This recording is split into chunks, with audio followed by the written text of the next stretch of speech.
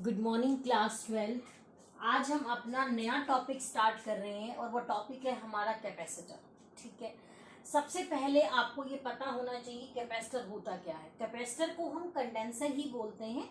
Capacitor एक conductor होता है जिसको हम चार्ज को स्टोर करने के लिए यूज करते हैं, या फिर आप इलेक्ट्रिकल एनर्जी भी वर्ड यूज कर सकते हैं। ठीक है, तो कैपेसिटर एक कंडक्टर है जिसको हम चार्ज को स्टोर करने के लिए यूज करते हैं। ठीक है, अच्छा, इसका हमारी डेली लाइफ में यूज कहाँ है। बहुत सारी इलेक्ट्रिकल डिवाइसेस ऐसी होती हैं जिनको स्टार्ट करने के लिए हमें बहुत ज्यादा हाई करंट चाहिए। ठीक है, लाइक आपके पास फैन है, लाइक आपके पास कूलर है। ठीक है, तो आप लोगों ने 11th क्लास में एक चैप्टर पढ़ा है फ्रिक्शन वाला, जहां आपने स्टैटिक फ्रिक्शन, डायनामिक फ्रिक्शन ये सब पढ़ा होगा। तो किसी बॉडी किसी काम को स्टार्ट करने में हिम्मत लगती है, उसके बाद तो फिर वो चीज हो जाती है। ठीक है, जैसे एक बहुत बड़ा बॉक्स है आपके पास, उस बॉक्स को अपनी जगह से डिस्प्लेस करने में हमें बहुत ज्यादा वर्क डन करना पड़ता है, उसके बाद फिर वो इजिली मूव कर जाता है, क्योंकि स्टैटिक फ्रिक्शन जो होता है स्टार्टिंग में, उसको ओवरकम करने में बहुत ज्यादा एनर्जी हमें चाहिए होती है। सेम ऐसा होता है पंखे के अंदर भी ऐसा होता है, फैन कूलर के अंदर भी ऐसा होता है, कैमरा की फ्लैश होती है उसके अंदर भी ऐसा ही होता है। तो बहुत सारी डिवाइसेस ऐसी होती हैं जिनको हमें स्टार्ट करने के लिए बहुत ज्यादा हाई करंट चाहिए होता है, तो उसके लिए हम कंडेंसर कैपेसिटर का यूज करते हैं। आपके घर में जनरली आपने देखा होगा, अगर पंखा धीरे धीरे चल रहा होता है तो मैकेनिक आता है और ऊपर से एक व्हाइट कलर का सिलेंड्रिकल बॉक्स निकालता है पंखे के ऊपर वाली मोटर में से, और उसको चेंज करके चला जाता है, फिर आपका बिल्कुल सही पंखा चलना शुरू हो जाता है। उसको हम कैपेसिटर बोलते हैं, जो सिलेंड्रिकल व्हाइट व्हाइट कलर का बॉक्स अब आपके पंखे के ऊपर लगा होता है। ठीक है, एक्चुअली में वो काम क्या करता है, वो फैन को इनिशियल टॉर्क प्रोवाइड करता है, इनिशियल टॉर्क जो बहुत ज्यादा हाई पावर का होता है, और उसके बाद फिर वो अपने आप स्टार्टअप होना शुरू हो जाता है। जब उसको इनिशियल टॉर्क वो नहीं मिलता, वो इनिशियल एनर्जी नहीं मिलती, फिर वो पंखा धीरे धीरे चलता है। ठीक है, तो इस जगह पे हम इसका यूज करते हैं इनिशियल स्टार्टअप देने के लिए, स्टैटिक फ्रिक्शन को ओवरकम करने के लिए जो है हम इसका यूज करते हैं। ठीक है, अच्छा, अब आपको ये पता है कैपेसिटर क्या है, आपको ये पता है इसका यूज हम कहाँ कर रहे हैं, लेकिन अच्छा कैपेसिटर कौन सा है। अब आपका कैपेसिटर है, तो कैपेसिटर को हम चार्ज को स्टोर करने के लिए यूज कर रहे हैं, तो अच्छा कैपेसिटर वही होगा जिसके अंदर चार्ज ज्यादा से ज्यादा है, चार्ज आप ज्यादा से ज्यादा स्टोर कर पाए। तो हम वो सारी कंडीशंस लगाएंगे जिससे कैपेसिटर जो है, जिससे कंडक्टर जो है वो अच्छा कैपेसिटर बन पाए, ताकि उसके अंदर चार्ज ज्यादा से ज्यादा स्टोर हो पाए। ठीक है, अब आप मार्केट में कोई भी बकेट लेने गए, कोई भी ड्रम लेने गए वाटर को स्टोर करके रखने के लिए, तो आप क्या देखते हैं, उसका बेस काफी वाइड हो, चौड़ा हो, ताकि उसके अंदर पानी ज्यादा से ज्यादा आए और लेवल कम से कम, यही चीज देखते हो। तो अच्छा स्टोरेज डिवाइस तो वही है। उसी तरीके से अच्छा कैपेसिटर वो होगा जिसके अंदर चार्ज ज्यादा से ज्यादा आए और पोटेंशियल कम से कम। ठीक है, मैं आपको इसका कंपैरिजन वाटर के साथ करके दिखा रही हूँ, क्योंकि इससे आपको बात जल्दी समझ में आएगी कि उसके अंदर पानी ज्यादा से ज्यादा आए और लेवल कम से कम बढ़े, तो आपके लिए वो अच्छा स्टोरेज टैंक है वाटर के लिए। तो अच्छा कैपेसिटर वो होगा जिसके अंदर चार्ज ज्यादा से ज्यादा आए और पोटेंशियल कम से कम बढ़े। हम वो सारी कंडीशंस यहाँ पे लगाएंगे। ठीक, बहुत सारी इलेक्ट्रिकल डिवाइस ऐसी होती हैं जिनको स्टार्टअप करने के लिए, हमें स्टार्ट करने के लिए हैवी करंट, हाई करंट की जरूरत पड़ती है। और वो हाई करंट की एक रफ वैल्यू मैं आपको दे देती हूँ, 25 से 50 एम्पियर का करंट वो चाहते हैं कि हमें मिले, तब हम स्टार्ट होंगे। आपका फैन है, मोटर है, इन सबको स्टार्ट करने के लिए तो वो उनको कहाँ से मिलती है, वो उनको कैपेसिटर से मिलती है, और ये एकदम सडनली ही एनर्जी अप्लाई करता है। हमारे घर के मेन फ्यूज में भी इतना ज्यादा करंट नहीं होता है, इसलिए हमें कैपेसिटर की जरूरत पड़ेगी। ठीक है, ये कंडक्टर है which is use to store charge, और स्टोर चार्ज की जगह पे आप इलेक्ट्रिकल एनर्जी वर्ड भी यूज कर सकते हैं, which is used to store electrical energy and supply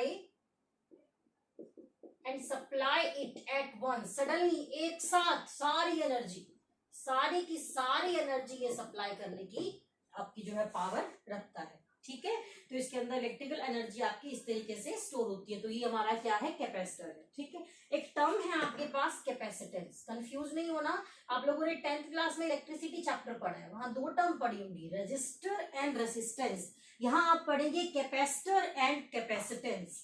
capacitance क्या होती है, capacitance is the property of capacitor. Capacitance capacitor की प्रॉपर्टी है जो हमें ये बताता है कि कैपेसिटर के अंदर कितना चार्ज स्टोर हो पा रहा है।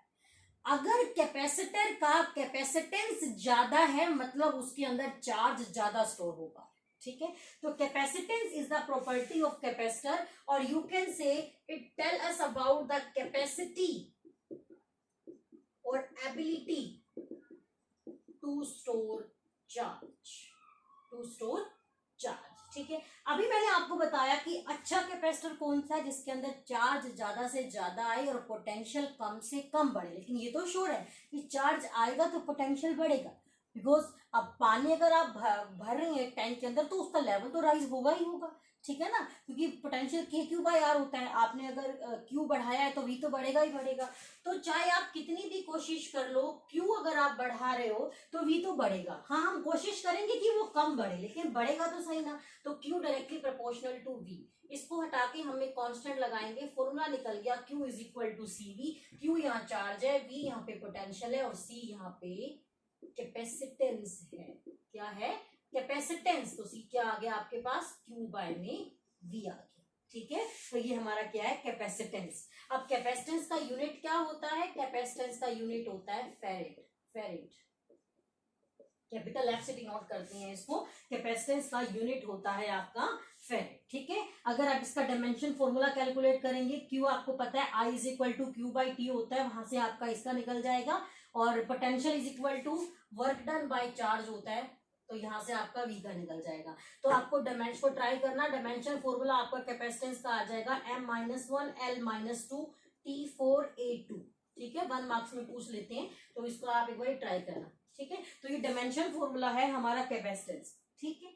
अब हम ये देखते हैं कि किस किस फैक्टर पे हमारा जो कैपेसिटेंस है वो डिपेंड करता है, ठीक है। अभी हम इसके बारे में डिस्कशन करेंगे, किस किस चीज पे हमारा जो कैपेसिटेंस है वो डिपेंड करता है। बहुत इंपॉर्टेंट है ये, ठीक है। कंसेप्चुअल क्वेश्चन बनता है यहाँ से हमारा कि किस किस चीज पे आपका जो कैपेसिटेंस है वो डिपेंड करता है। चलिए इसके बारे में डिस्कशन करते हैं, ठीक है। Factors on which see depends, किस किस फैक्टर पे आपका सी डिपेंड करता है, हम उसके बारे में बात करते हैं। सबसे पहले C is independent from Q and V. Q and V, C is equal to Q by V होता है, फॉर्मूला में तो है, बट फिर भी इस दोनों में क्या है? इंडिपेंडेंट। जैसे आप V is equal to I R वाला फॉर्मूला किया था, R is equal to V by I किया था, तो क्या R V और I पे डिपेंड करता था? नहीं करता था। R तो लेंथ पे, एरिया पे, टेम्परेचर पे, उन पे डिपेंड करता था। R तो एक कांस्टेंट क्वांटिटी है। सेम चीज यहाँ है, C जो है वो हमारा Q और V पे डिपेंड नहीं करता है, ठीक है। C हमारा Q और V के क्या है? हमारा इंडिपेंडेंट है। C किस पे डिपेंड करता है? C depends on dimension of conductor. Dimension of conductor मतलब आप पानी को स्टोर करने के लिए कितनी बड़ी बाल्टी लेके आए, उसकी लेंथ कितनी है, उसकी विड्थ कितनी है, वो चौड़ा कितना है, उस पर डिपेंड करता है पानी कितना आएगा उसके अंदर, ठीक है। पानी उसके अंदर कितना आएगा उस पर डिपेंड करता है आपका कैपेसिटेंस। अब इसमें थोड़ा डिपेंड करता है कि आपने पानी कितना डाला या फिर उसका लेवल कितना बढ़ा। आपने जब डायमेंशन बोल दिया तो वो चीज उसके अंदर इंक्लूड हो ही गई हमारी। तो कैपेसिटेंस जो है वो डिपेंड करता है dimension of the conductor and property of medium.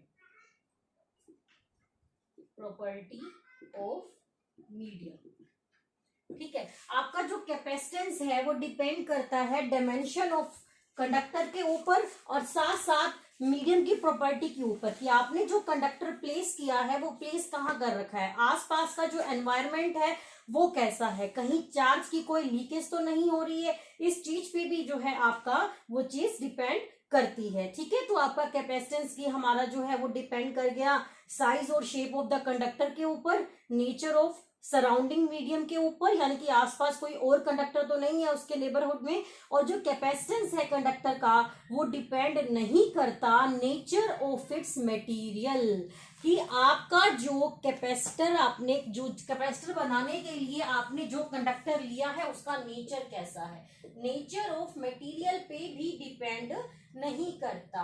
अब आप आप चाहे बाल्टी सिल्वर की ले लो चाहे गोल्ड की ले लो, पानी का तो अमाउंट उतना ही रहना है उसके अंदर, ठीक है। तो नेचर ऑफ मटेरियल के भी ये क्या होता है, इंडिपेंडेंट होता है, ठीक है। तो इस चीजों पे हमारा ये चीज डिपेंड करती है। अब ये प्रॉपर्टी ऑफ मीडियम पे डिपेंड कैसे करता है, ठीक है। देखो आप लोगों को हंसी आएगी, लेकिन मैं बता दूं कि हम सब इतना पेंडेमिक सिचुएशन से गुजर रहे हैं, कोरोना, और इसमें एक मैं बात करूंगी कोरोना डिस्चार्ज, ठीक है।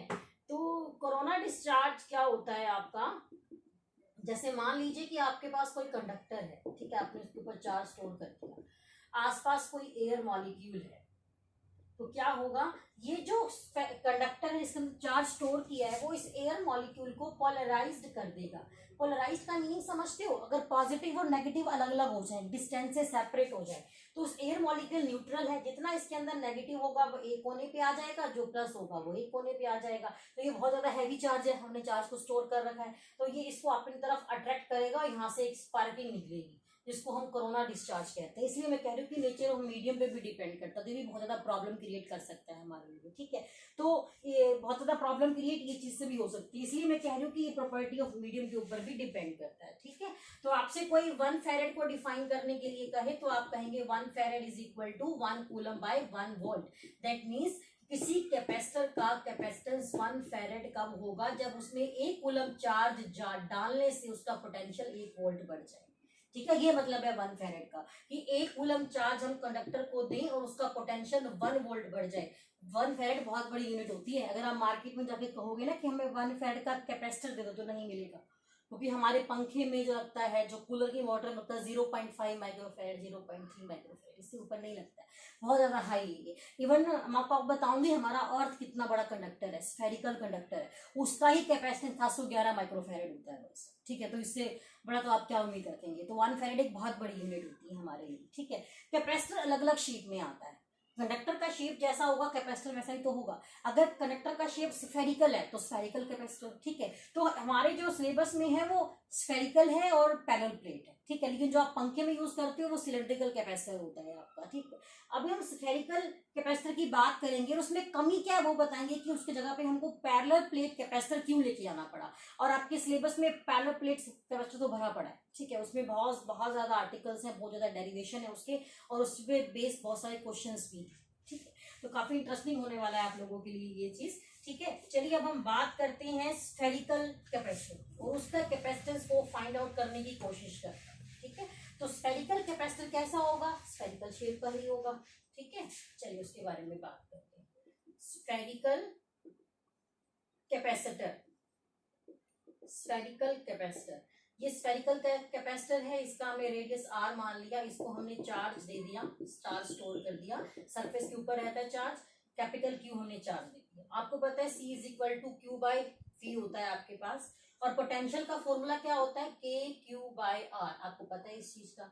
Q से Q कैंसिल हो जाएगा, ये बच जाएगा R अपॉन K, ठीक है। K का वैल्यू कितना होता है, coulomb constant 1/4 pi epsilon not. तो C कितना आ जाएगा, यहाँ वैल्यू पुट करेंगे तो ये ऊपर चला जाएगा 1/4 पाई एप्सिलॉन नॉट और R। तो ये हमारा कैपेसिटेंस आ गया है स्फेरिकल कैपेसिटर का। आपको यहाँ भी दिख रहा है कि कैपेसिटेंस एक तो मीडियम पे डिपेंड कर रहा है और एक R पे, यानी कि डायमेंशन पे, इसके बारे में हम डिस्कस कर चुके हैं। इसी हमारा R पे भी डिपेंड कर रहा है और एप्सिलॉन नॉट यानी कि मीडियम पे भी डिपेंड कर रहा है, ठीक है।